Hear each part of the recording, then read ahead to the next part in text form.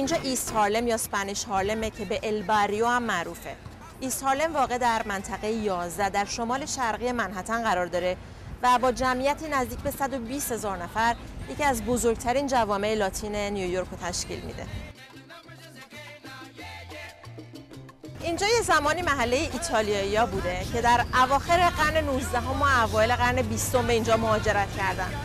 اما اون جمعیت به مرور زمان جاشو داد به اسپانیایی زبونا یا اصطلاحاً هیسپانیکا که بخش عمده‌ایشون رو پورتوریکنا تشکیل میدن و در دهه 1950 به اینجا اومدن. تعداد مهاجرین جمهوری دومینیکن و مکزیکی هم طی سالهای اخیر به شکل قابل توجهی درش رشد کرده.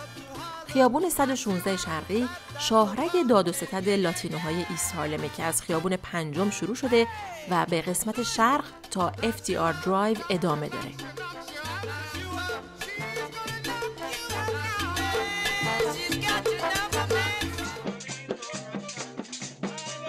فروشگاه موسیقی کاسا لاتینا یکی از قدیمی‌ترین فروشگاه‌های اینجاست که سال 1948 توسط یک موزیسین به اسم بارتولو آلوارز افتتاح شد و امروز همچنان پاتوق عاشقای موسیقی لاتین این منطقه است.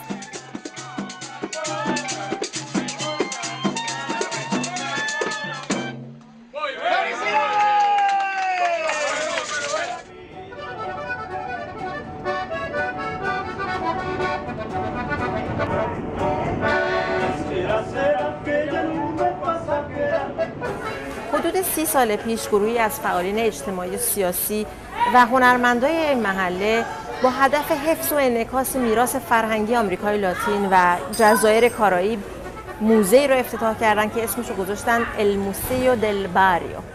این موزه با برگزاری نمایشگاه‌های متعدد دارای مجموعه 8000 قطعه‌ای از آثار فرهنگی و هنری آمریکای لاتین و جزایر کارائیبه.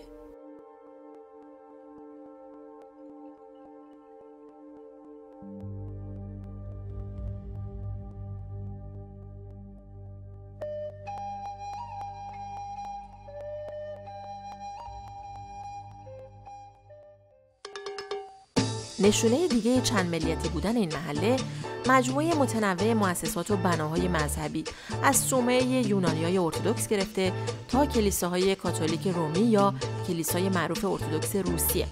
اما شاید جالبترین این بناها مسجد بزرگی نیویورک باشه که در مرز جنوبی هارلم و خیابون 96 شرقی واقع شده و گفته میشه بخش اعظم بودجه ساختش رو دولت کویت پرداخت کرده.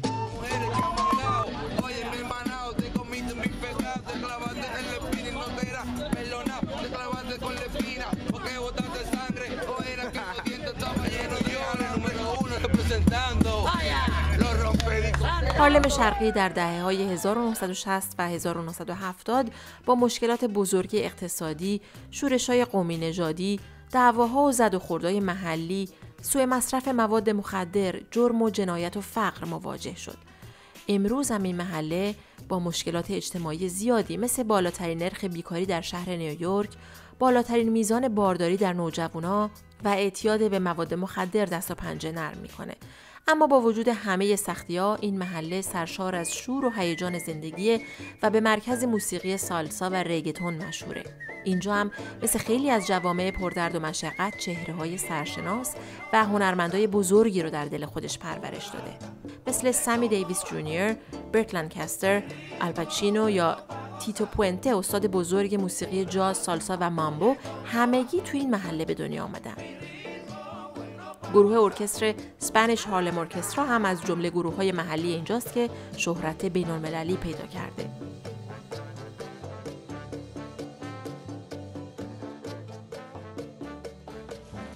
یکی از معدود استودیوهای بزرگ فیلمبرداری نیویورک هم به اسم متروپولیس در همین محله قرار داره که شوهای تلویزیونی معروفی مثل شوی کمدی دیو شپل در اونجا تولید شده.